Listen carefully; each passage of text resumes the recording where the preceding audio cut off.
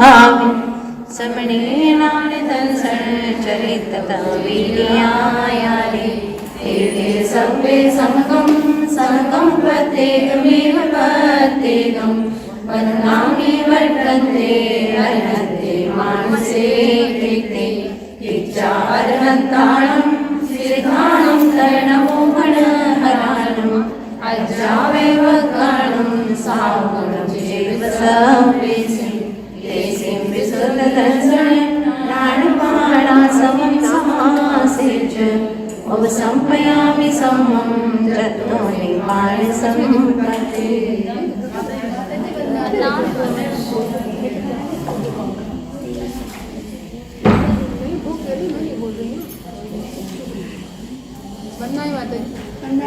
पंच परमेष्ठी पद को प्रणाम करके आचार्य कुंज कुंज महाराज अपने भावों की जो दशाएं हैं उसका फल बताते हैं। अशुभ उपयोग से जीव बुरा इंसान, बुरा मानव यानी कुनर होता है, तिर्यंच और नारकी होकर हजारों दुखों को भोगता है, पीड़ित होता है और संसार में ही परिभ्रमण करता है। अब आगे कहते हैं कि अगर शुद्धोपयोग की प्राप्ति होती है तो उसका फल क्या है? अरहंत और सिद्ध दशा, ये इसका फल है। जैसे एक पिता अपने पुत्र से कहता है, बेटा अब की बार अच्छे से पढ़ोगे, अच्छे नंबर लाओगे तो तुम्हें बड़ी वाली गिफ्ट मिलेगी। वो कहता है, पिता पूछता है क्या चाहिए तुम्हें? लैपटॉप चाहिए, साइकिल चाहिए, गाड़ी चाहिए, सब दूंगा लेकिन अच्छे नंबर आना चाहिए। बस उसी प्रकार से आचार्य भगवान जो लक्ष्य है हमारा सुख की प्राप्ति, वो कैसे प्राप्त होगी? ऐसा सुख जो कभी नष्ट नहीं होता। तो आचार्य भगवान कहते हैं कि तुम्हें अगर ऐसा सुख चाहिए तो शुद्धोपयोग का फल प्राप्त करना होगा, शुद्धोपयोग दशा से गुजरना होगा। उस शुद्धोपयोग का फल क्या है? जीवों को प्रोत्साहित करते हुए कहते हैं, ऐसे माद समुद्रम विषयातीतं अणुवमामनन्तं विषयातीतं अणुवमामनन्तम्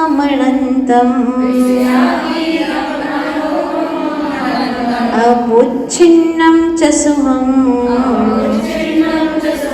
शुद्धो गप्पसीताणम्।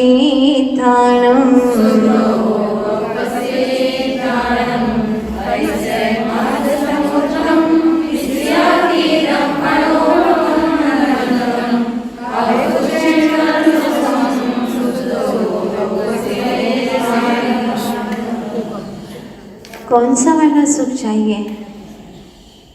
अच्छी क्वालिटी का या ऐसा ही तुच्छ सा सुख जो दुख में परिवर्तित हो जाए, पल भर में खत्म हो जाए, पर से प्राप्त हो, अंत वाला हो, विच्छिन्न होने वाला हो, ऐसा सुख तो तुमने अनंतों बार प्राप्त किया है।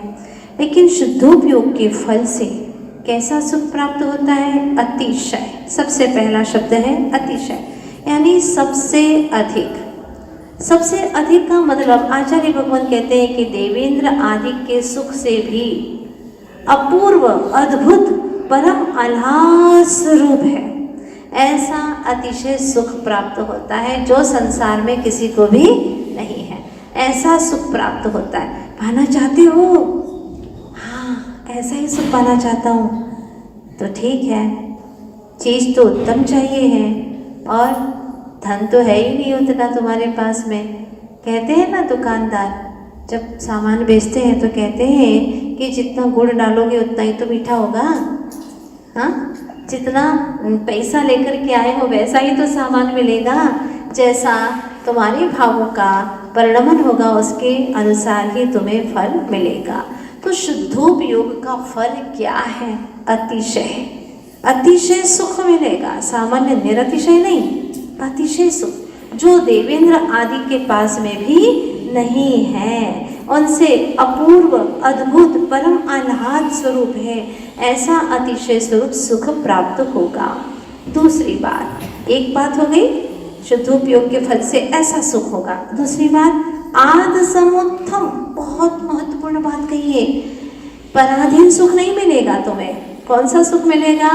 आद समुत्थम, यानी आत्मा से उत्पन्न हुआ सुख। तो आत्मा से ही उत्पन्न होता है।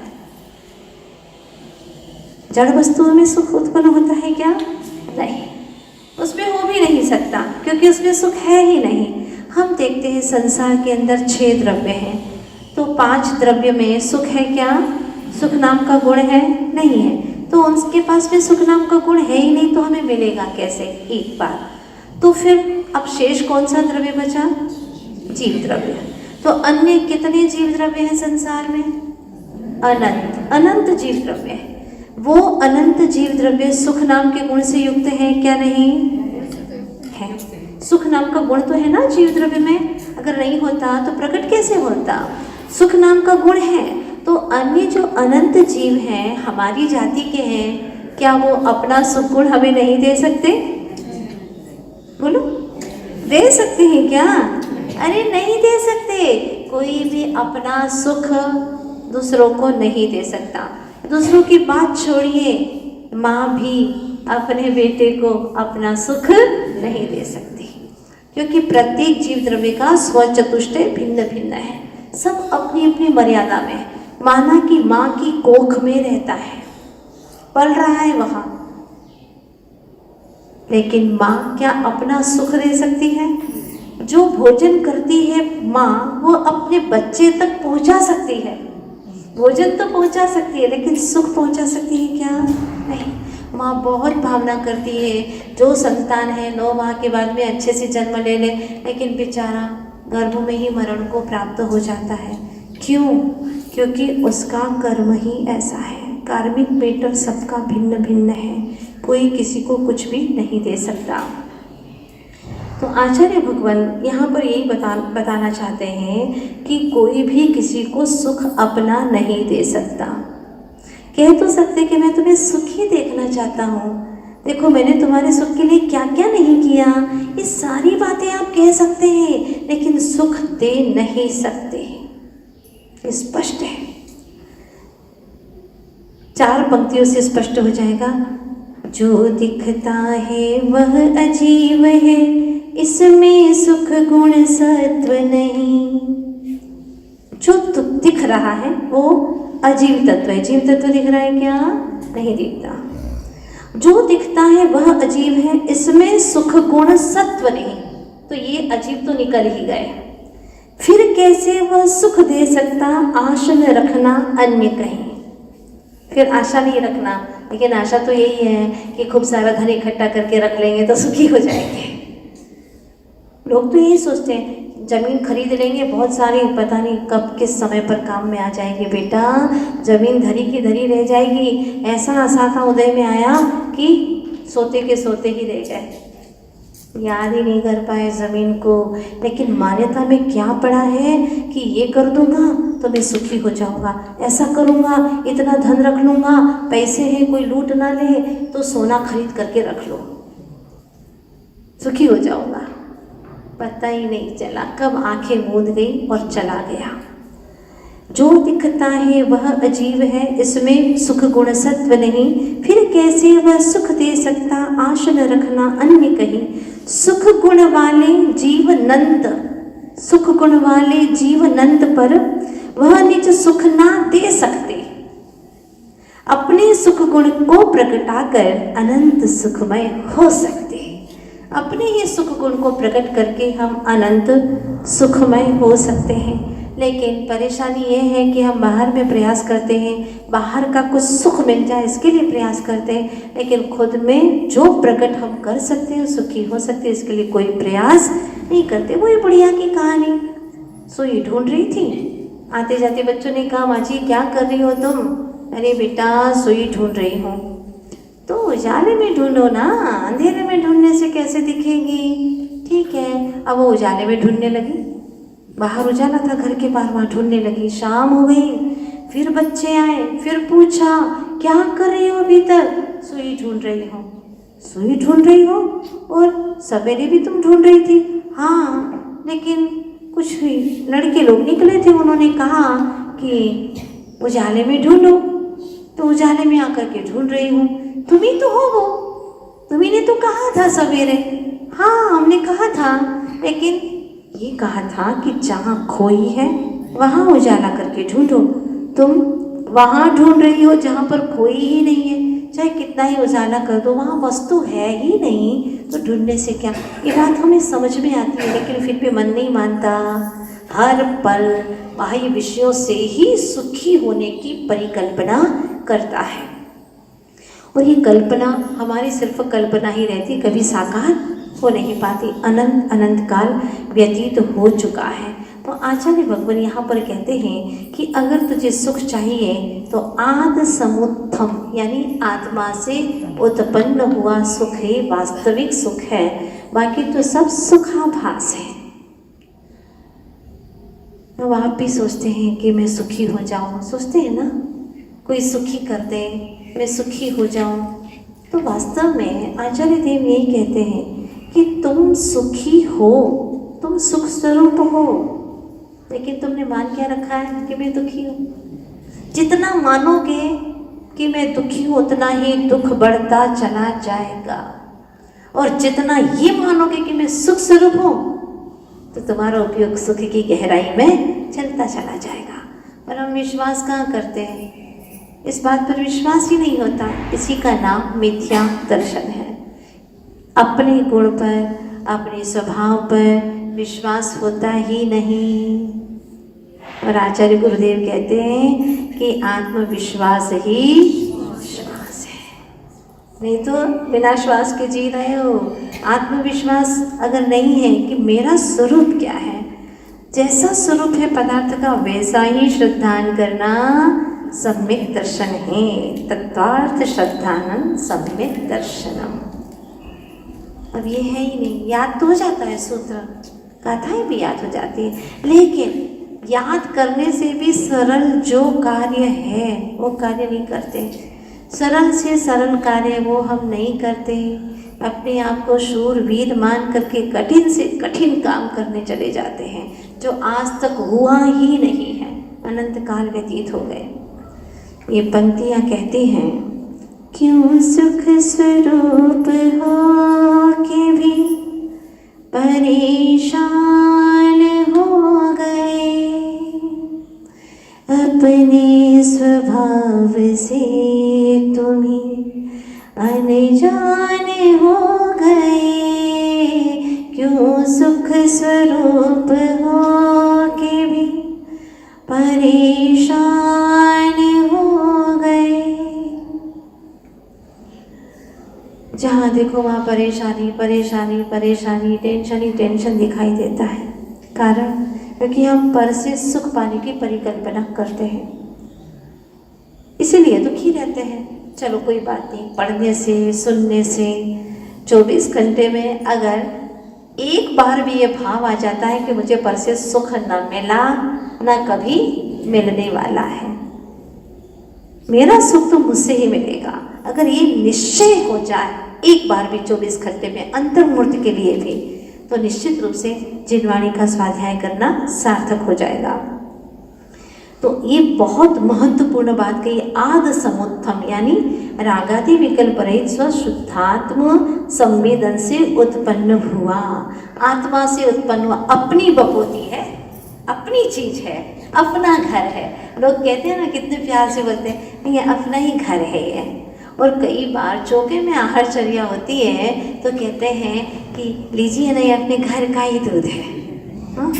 घर ने कब से दूध देना शुरू कर दिया, लेकिन कहते हैं ये अपना घर का दूध है। फिर कहते हैं उसको और विस्तार करके, हमारे घर में गैया है ना, उसका दूध है। फिर और अच्छे से बोलते हैं ये गिर गैया का है, हमारे घर का है। घर की सब्जी, घर के फल, कितना अच्छा लगता है उनको बोलने में हमारे घर का है।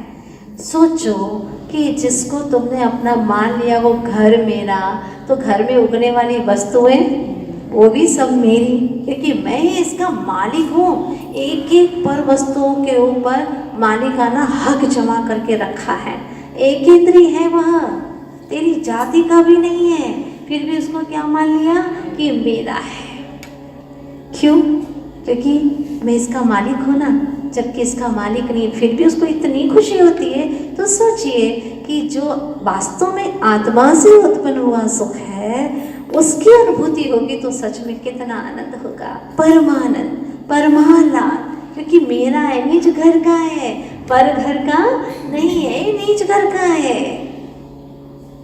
सारी वस्तुएं तो निज घर की बना लेते हो जो है ही नहीं, लेकिन वास्तव में जो निज घर का है उसको एक बार अनुभव करके देखें। आद समुत्थम, क्या शब्द दिया है? आद समुत्थम, आत्मा से उत्पन्न हुआ, मात्र आत्मा से, कर्माधीन आत्मा से भी नहीं, कर्म रहित, कर्म निरपेक्ष दशा से, ओनली सॉल, सिर्फ आत्मा। कर्म सहित आत्मा से उत्पन्न हुआ नहीं कहा, क्या कहा? आत्मा से उत्पन्न। शुद्धोपयोग का फल बता रहे हैं, शुद्धोपयोग का फल बता रहे हैं। कैसा सुख है? ऐसा सुख है, अतिशय है, आद समुत्थम, आत्मा से उत्पन्न हुआ। और तीसरा विशेषण सुनिएगा, विषयातीतम। कैसा सुख है? विषयों से रहित है। इसमें कोई विषय वासना वाली बात नहीं है, कोई पंचेंद्रिय की विषयों से नहीं। जैसे गर्मी में ठंडी ठंडी हवाएं आ गई तो अच्छा लगा, अच्छा खाने को मिल गया तो अच्छा लगा, अच्छा दृश्य देखने को मिल गया तो अच्छा लगा। जो हम चाहते हैं इंद्रिय के विषय वैसा मिल जाता है तो इस जीव को सुख प्रतीत होता है। सुख यानी सुष्ठु लगे, ख यानी इंद्रियों को, वह सुख है। और जो सुष्ठु ना लगे वो दुख है। तो ये मान करके चलते हैं, पर वास्तव में ये जो सच्चा सुख है वो विषयातीतम। क्या शब्द दिया है, क्या विशेषण है? विषयातीतम, निर्विषय परमात्म तत्व प्रतिपक्षभूत पंचेंद्रिय विषयातीतत्वात् विषयातीतम। पंचेंद्रिय के कोई विषयों का पोषण नहीं, कोई पंचेंद्रिय के विषय नहीं, फिर भी सुख है। यानी पंचेंद्रिय विषयों के परे भी कोई अद्भुत सुख है, अपूर्व सुख है, जो विषय भोगों में सुख नहीं है। कई बार ग्रंथों में पढ़ते हैं विषय भोग का सुख तो विष के समान है, जहर के समान है, लेकिन फिर भी जहर के घूंट पीते चले जाते हैं और अपने आप को सुखी मानते चले जाते हैं। वास्तव में भोगों में सुख नहीं, वासना है। वासना मात्र में वही तत् सुखम दुखम च देहिना। पूज्यपाद महाराज कहते हैं इष्टोपदेश ग्रंथराज में कि भोगों से प्राप्त हुआ जो भी सुख है वो सिर्फ वासना है, सुखाभास है, सच्चा सुख नहीं है। कोई भरोसा नहीं है, अभी है, महसूस हो रहा है सुख सा, लेकिन वह कभी छिन्न हो जाए, क्योंकि पराधीन है, कर्माधीन है, पर से प्राप्त होता है। बचपन में देखा था कठपुतली का खेल, इतने अच्छे से डांस कर रही थी तो लगा वाह कितना अच्छा डांस कर रही है ये। कोई महिला भी इतने अच्छे से नहीं, इतनी स्पीडली नहीं कर पाती। जब पता चला बड़े हुए तो कि इसका जो कुछ भी हाथ पैर का हिलना का संबंध है वह सब पीछे एक व्यक्ति छिपा बैठा है, उसके अंगुलियों में वह धागे बंधे हुए उसके ऊपर डिपेंड है। उसी प्रकार से इस जीव ने अभी तक अपना सुख का सारा संबंध पर द्रव्यों से प्राप्त होता है ऐसा मान करके रखा है नहीं, लेकिन मान करके रखा है। तो भोगों में सुख नहीं, वासना है, सारा सुख काल्पनिक है। लोगों ने कहा अरे तुम तो आज बहुत ही सुंदर दिख रहे हो, तो चेहरा कैसा हो जाता है, सच में सुंदर बनाने लग जाते हैं, है नहीं पर बनाने लग जाते हैं। किसी ने कहा तो पता नहीं कैसे दिखे जा रहे हो तुम, बहुत दुखी, बहुत बीमार से, जैसे 6 महीने की बीमार हो, तो सच में ऐसे गुमसुम जैसे हो जाते हैं बीमार से। वो क्या है ना, सही में हमारा स्वास्थ्य ठीक नहीं है, वैसा मानने लग जाते हैं, है नहीं। एक्चुअली कई बार अपन सोचते हैं कि जैसे बाल सफ़ेद हो गए, दुखी हो गया उससे, तो सफ़ेद बालों से दुख कैसे हुआ ये बताओ। कोई संबंध है क्या सफेद बालों का और दुख का? हाँ, नहीं है। चेहरे पर झुर्रियाँ पड़ गई, दुखी हो गया। कितनी सारी झुर्रियाँ गई हैं, हाथों पर झुर्रियाँ, चेहरे पर झुर्रियाँ, बड़ा दुखी है। तो ये झुर्रियों का और दुख का कौन सा संबंध है, ये बताओ? कोई संबंध है? नहीं है। लेकिन क्या मान्यता में क्या गया कि झुर्रियाँ नहीं होती, बड़ी स्किन अच्छी होती ना तो मैं सुखी रहता। ये सोच है इसकी। किसी का सिर बड़ा है, दुखी है, पैर छोटे हैं, दुखी है। इसमें दर्द है क्या? कोई दर्द नहीं, लेकिन मान लिया है। काला है, काला कह दिया किसी ने कि तुम तो काले हो, दुखी हो गए। अब काले रंग में दुख का क्या संबंध है? अगर दुख का संबंध है तो नेमिनाथ भगवान सदा दुखी ही रहते।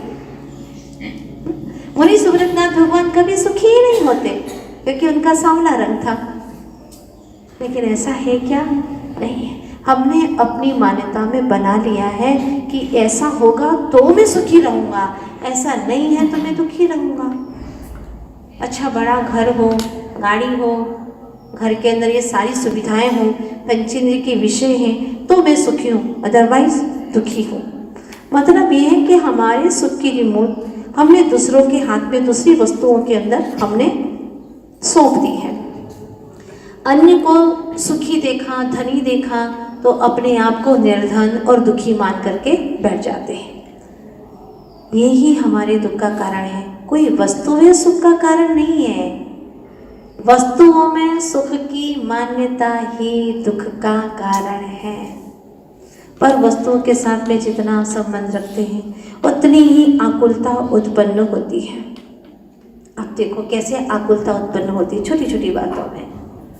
सवेरे से आकुलता शुरू हो जाती, जल्दी उठना है, जल्दी उठना है, रात से ही। हाँ, क्योंकि सवेरे जल्दी उठना है, यहाँ जाना है, वहाँ जाना है, सारे विकल्प पहले से ही हमने तैयार करके रख दिए। तो अब पहली आकुलता ये हो गई, उठ गए, जाप भी कर रहे हैं, लेकिन विकल्प क्या आगे का? जल्दी से शरीर की शुद्धि करना है, काम भी करना है, ये करना है, वो करना है, उसमें भी विकल्प। ठीक है, इसके बाद में वहाँ चले गए, कहीं जाना था चले गए, तो फिर आने का विकल्प, आ भी गए तो भोजन का विकल्प। कितना विकल्प है। अब ऑफिस चले गए हैं, दुकान पर चले गए हैं, लेकिन उस दिन घर में रबड़ी बननी थी, रबड़ी बनानी थी तो आधे घंटे पहले ही पहुँच गए। आकुलता थी कि वो बनाना है, अथवा बनेगी तो देखना है, उसकी सुगंध भी लेना है, क्या सुगंध फूटती है, क्योंकि पहले की स्मृति है ना। तो अभी से आकुलता उसकी शुरू हो गई। आधा घंटा पहले ही आ गए दुकान से। क्यों आए? आकुलता है ना। अब आ गए यहाँ पर, उसको बनाने में भी विकल्प ये है कि कब बनेगा और कब मैं उसका आस्वादन करूँगा। अब उसको गर्म है तो ठंडी करने का विकल्प, जल्दी ठंडी भी नहीं हो रही, पता नहीं क्या है, इतनी गर्मी है कि ठंडी नहीं हो रही है, जल्दी से उसको ठंडी करने का विकल्प। और फटाफट खाने लग गया, इतना खा गया स्वाद के कारण कि पेट में दर्द शुरू हो गया। तब लिखना पड़ा विद्वानों को, भोग बुरे भव रोग बढ़ावे, वैरी है जग जी के। ये जगत के जीव के वैरी हैं सारे भोग, लेकिन फिर भी क्या करें, भोगे बिना रहा नहीं जाता। एक बच्चे ने हमको एक घटना सुनाई थी कि माता जी आपने कहा कि देखो ज़्यादा पका, एकदम अत्यधिक पका हुआ, थोड़ा कच्चा हुआ, ऐसे भी फल नहीं खाना चाहिए, हाँ, जो स्वास्थ्य के लिए हानिकारक है। लेकिन एक बार ऐसा हुआ था कि हमको शिखर जी जाना था, तो फिर क्या हुआ? वो क्या हुआ था ना कि हमारे पापा बहुत सारे पपीते लेकर के आ गए थे। क्यों? तो क्या उन्होंने ऐसे ही मित्रतावश बहुत सारे दे दिए थे, तो सोचा कि फिर मुफ्त में दे ही रहे तो फिर खा ही लो उसको, तो रखवा दिए थे पापा ने। अब सब रखवा दिए, फिर क्या हुआ? हमको भी थोड़ा इंटरेस्ट आ रहा था कि शायद कोई काम की बात कर रहा है। उसने कहा कि इसके बाद में जब रिजर्वेशन हो गया हमारा, और शिखर जी के लिए एक दिन पहले ही हो गया, जाना ही था। तो पापा ने कहा कि जब तक लौटेंगे तब तक तो सब सड़ ही जाएंगे, सब बैठो और खा लो पपीते। फिर क्या हुआ, तो फिर बस सब लोग बैठ गए खाने के लिए। उस दिन और कुछ खाया ही नहीं, पपीता ही पपीता, पपीता ही पपीता, सब खाने लगे पपीता। ठीक है, फिर क्या हुआ, फिर क्या हुआ माता जी, हम सब घर के लोग बीमार पड़ गए, सब लोगों के पेट में बहुत दर्द हुआ और बहुत परेशानी हुई। फिर हमने कहा फिर क्या हुआ, फिर ये हुआ कि टिकट कैंसिल करवानी पड़ी। ये भोगों का फल है। भोगों के, अरे फेंक भी जाते, किसी को दे देते, नहीं फेंकते, किसी को दे देते, पड़ोस में दे देते, लेकिन कैसे देते। हाँ, पेट सड़े तो सड़ने दो, लेकिन उसको किसी को दे नहीं सकते। ये क्या है, ये आकांक्षा है, ये तृष्णा। इस तृष्णा के कारण से जीव दुखी है। और लाओ और लाओ और लाओ, कितना भरेगा, पल भर का भरोसा नहीं है इस जीव का। तो सोचो, हम सुखी हो सकते हैं, आनंदित हो सकते हैं अगर अपने जीवन में एक नियम संकल्प कर लें कि मुझे इतना ही रखना है, इससे ज़्यादा नहीं रखना, तो बहुत सुखी है। आगे का कोई विकल्प ही नहीं है। लेकिन हमारी तृष्णा का कोई पारावार नहीं है तो दुखी है, हम तृष्णा से दुखी हैं। दाम बिना निर्धन दुखी है, और तृष्णावश देखो टिकट आखिर कैंसिल करवाना ही पड़ा, ऐसा होता है। तो आचार्य देव यही कहते हैं कि अगर तुम्हें सच्चा सुख प्राप्त करना है तो विषयों से अतीत सुख होगा, वही सच्चा सुख मिलेगा। जो पंचेंद्रिय के विषयों से सुख मिलेगा वह सच्चा सुख नहीं हो सकता। 3 बातें हो गई। पहला अतिशय, दूसरा आत्मा से उत्पन्न आदि समुत्थम, तीसरा विषयातीतम, पंचेंद्रिय के विषयों से अतीत। इसमें कोई पंचेंद्रिय के विषयों का संबंध नहीं है मेरे आत्मा से उत्पन्न हुए सुख का, क्योंकि मुझ में सुख का समंदर लहरा रहा है, वो मुझसे प्राप्त होता है। लेकिन फिर भी यह जीव 24 घंटे सुख पाने की इच्छा करता है कि नहीं? हाँ, सुख पाने की इच्छा करता है। तो इच्छा करना यही दुख है, इच्छा ही दुख है। इच्छा का दूसरा नाम क्या है? दुख। क्योंकि इच्छा जहाँ होगी वहाँ आकुलता है, क्या नहीं? आत्मा को हित है सुख, आत्मा का हित क्या है? सुख पाना, सुखमय रहना, वही आत्मा का हित है। और सुख किसे कहते हैं? आकुलता बिन कहिए, जहाँ पर आकुलता नहीं है वही सच्चा सुख है। अब इच्छा उत्पन्न हो गई कि आगे मेरा भी ऐसा हो वैसा हो, इच्छा की उत्पत्ति होना, फिर इच्छा पूरी करने के उपाय सोचना, फिर उपाय सोच करके उसको पूरा करने का श्रम करना, पूरी जिंदगी इसी में हो गई। आत्मबोध शतक में लिखा है, इच्छा की उत्पत्ति होना भव दुख का ही वर्धन है, इच्छा की पूर्ति हो जाना राग भाव का बंधन है। इच्छा की पूर्ति ना हो तो द्वेष भाव हो जाता है, इच्छाओं का दास आत्मा भवन में खो जाता है। हम ही शुरुआत करते हैं इच्छाओं की, फिर इसकी पूर्ति करने के लिए दौड़ते फिरते हैं, उपाय सोचते हैं। तो इच्छाओं की उत्पत्ति होना ये भव दुख का वर्धन करना है, और इच्छाओं की पूर्ति हो जाए तो राग भाव बढ़ता है। देखो हो गया, जो सोचा था वो हो गया, बस अब एक हो गया तो दूसरी 2 इच्छाएं और उत्पन्न करेगा, क्योंकि एक पूरी हो सकती है तो आगे भी पूरी हो सकती है। और लालसा और वासना बढ़ती चली गई, और वासना, फिर इच्छा की पूर्ति अगर ना हो तो द्वेष भाव हो जाता है। सारा दुख का मटेरियल हमने ही इकट्ठा किया है, और फिर दोष देते हैं औरों को कि इसके कारण से मैं दुखी हो गया। वास्तव में दुख का कारण भी मुझ में ही है और सुख का कारण भी मुझ में ही है। दुखी भी मैं होता हूँ और सुखी भी मैं ही होता हूँ। कितनी बातें हो गई? ऐसे आदि समुद्धम विषयातीतम अणुवमम, अनुपम है यह।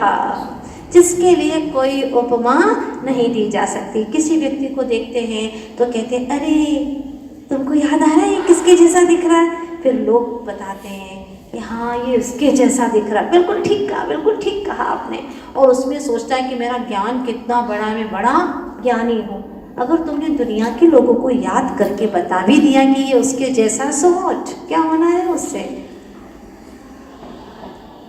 ज्ञान की पराकाष्ठा है, ज्ञान की महिमा तो तब आती कि तुम निरुपम या अनुपम आत्म तत्व के सुख को प्राप्त कर लेते, जिसकी कोई उपमा नहीं है। आत्मा का सुख कैसा है, किसके जैसा है? इंद्रों जैसा है क्या? नहीं। और किसी के जैसा है क्या? नहीं।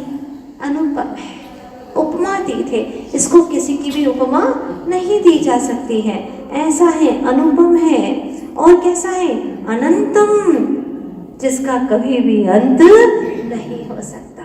और सुखों का अंत तो मैंने अनंत काल से अभी तक अनुभव किया है, लेकिन ये ऐसा सुख है जो आत्मा से उत्पन्न हुआ सुख है, उसका कभी भी अंत नहीं हो सकता। ऐसा अनंतम अर्थात अनंत है। और कैसा है?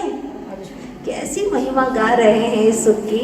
देखो, अतिशय आद समुत्थम 2, विषयातीतम 3, अनुपमम 4, अनंतम 5। और छठवीं बात कहते हैं अविच्छिन्नम, कभी भी विच्छिन्न नहीं होता है। असाता के उदय का अभाव हो गया, इसलिए निरंतर होने से अविच्छिन्न है। इस प्रकार के विशेषणों से युक्त सुख होता है किसको? जो शुद्धोपयोग में शुद्धोपयोग के फल को प्राप्त करके प्रसिद्ध हो चुके हैं। ऐसे कौन? अरहंत और सिद्ध। अरहंत और सिद्ध भगवान को ऐसा सुख प्राप्त होता है। कितनी अद्भुत बात कही है। ऐसा लगता है कि कुंद कुंद स्वामी ऐसे सुख के बहुत करीब है। या कि हमारे आचार्य गुरुवर श्री विद्यासागर जी महाराज जैसे संत ऐसे सुख के बहुत करीब हैं, उसी राह पर चल रहे हैं निरंतर। और लगता है कि वो अरहंत और सिद्ध का जो स्थान है वो उनके बहुत करीब है। सही मार्ग पर चलने वाले को मंजिल अवश्य दिखाई देती है। इस तरह से आचार्य भगवान यहाँ पर शुद्धोपयोग के फल स्वरूप जो अरहंत और सिद्ध दशा है उनके सुख का वर्णन करते और हमें लालायित करते, हमें प्रोत्साहित करते कि तुम कहाँ पड़े हो, किन गड्ढों में पड़े हो, ये इंद्रिय सुखों में पड़े हो और अपने आप को सुखी मान रहे हो। वास्तव में वो सच्चा सुख नहीं है। सच्चा सुख तो यहाँ है। कैसा है? ऐसे माद समुत्थम विषयातीतम अणोवमामनन्तम अविच्छिन्नं च सुखं शुद्धोपसीधानम्।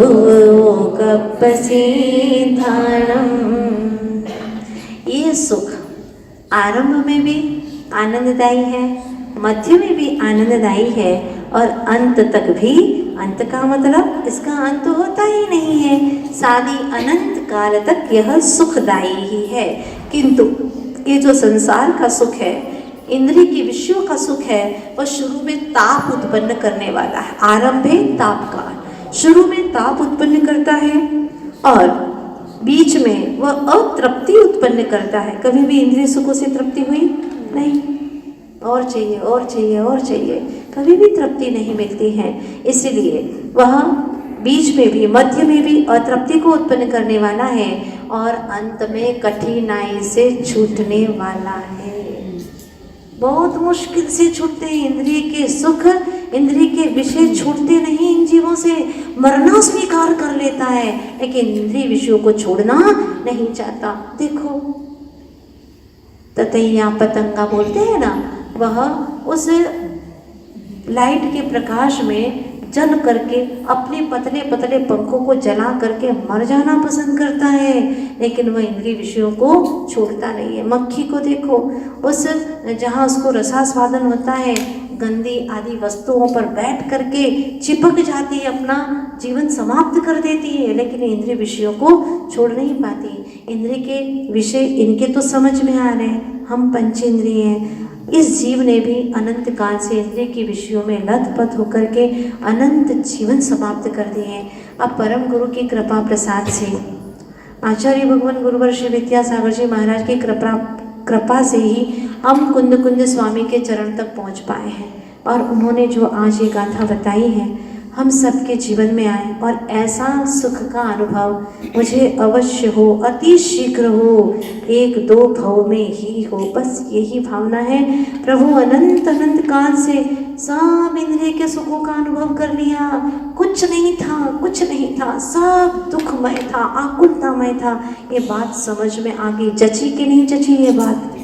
हाँ, बिल्कुल जचाना है उसको, यही सत्य है, यही अनुभव में आ रहा है। अब मुझे सुख स्वरूप होना है, हूँ मैं सुख स्वरूप, लेकिन उसको प्रकट करना है, इसकी अनुभूति करना है, इसकी प्रतीति करना है, और कोई मेरा लक्ष्य नहीं है। एक बार फिर इस गाथा को अहिसैमात समुद्धामि सियातीदम् अणोवमामणन्तम् अवुच्छिन्नं च सुमं शुद्धो गप्पसीताणम्। शुद्धोपयोग का जो फल है अरहत सिद्ध दशा, उनमें ऐसा सुख होता है। अब आगे कहेंगे कि शुद्धोपयोग से परिणत जो आत्मा है उनका स्वरूप कैसा है, वो आत्मा कैसी होती है वो भी दिखाएं। क्योंकि अब मुझे यही बात जच रही है तो उसी रास्ते पर ले चलिए जहाँ पर इधर उधर की बातें हैं, विकल्प है, संक्लेश है। मुझे उस रास्ते पर नहीं चलना भगवान, मुझे इस रास्ते पर ले चलिए। तो पुनः इस लक्ष्य को और पुष्ट करने के लिए आचार्य भगवान शुद्धोपयोग से परिणत जो शुद्ध परम पवित्र आत्माएं हैं उनका स्वरूप का निरूपण करते हुए अगली गाथा में कहते हैं